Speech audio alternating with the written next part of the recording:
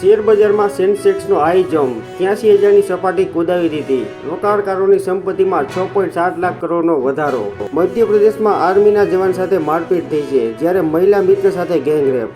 કચ્છમાં શંકાસ્પદ તાવનો ભરડો, 17ના મૃત્યુ પછી આરોગ્ય વિભાગ એલર્ટ. સરકાર દ્વારા ટ્રાફિક મુદ્દે તૈયાર હેલ્પલાઇનને લઈ હાઈકોર્ટ નારાજ.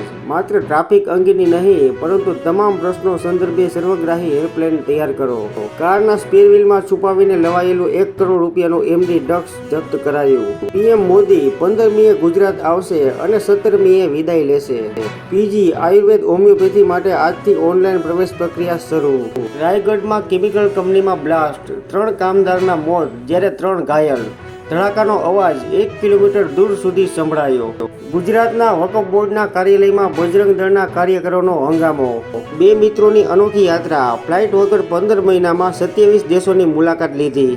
શિમલા મસ્જિદ વિવાદમાં મુસ્લિમોએ જ માંગ કરી. હિમાચલ પ્રદેશના સાંજોલીમાં મસ્જિદનો વિવાદાસ્પદ ભાગ સીઝ કરો કે તોડી નાખો. ગુજરાતમાં પ્રતિ કલાકે સરેરાશ 10 વ્યક્તિ હૃદયની સમસ્યાનો શિકાર. આગામી તારીખ 16ના અમદાવાદના સમારોહમાં રાજકોટ ડિવિઝનની 100 એસટી બસો વડાપ્રધાનના કાર્યક્રમ માટે દોડાવાશે. નીટમાં ચોરી કરાવવા મહીસાગર જિલ્લાના દલાલો પણ સક્રિય હતા. કોલકાતામાં જુનિયર ડોક્ટરો સાથે વધુ એક બેઠક નિષ્ફળ. ખુરશીની કોઈ લાલચ નથી, લોકો માટે રાજીનામું આપવા પણ તૈયાર. મમતા બેનર્જી. મધ્યપ્રદેશમાં વરસાદથી 400 વર્ષ જૂના કિલ્લાની દિવાલ તૂટતા 7ના મોત.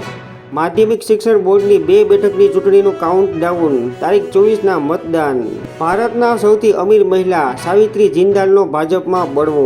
ગુજરાતમાં ભારે વરસાદે સરકારી મિલકતોને 250 કરોડનું નુકસાન કર્યું. નુકસાનીનો અંદાજ મેળવવા માટે કેન્દ્રની ટીમ ગુજરાતમાં. એએમસી શાળામાં અભ્યાસ કરતા 87,000 બાળકોને દૂધ આપવા વાર્ષિક 12 કરોડનો ખર્ચ કરાશે.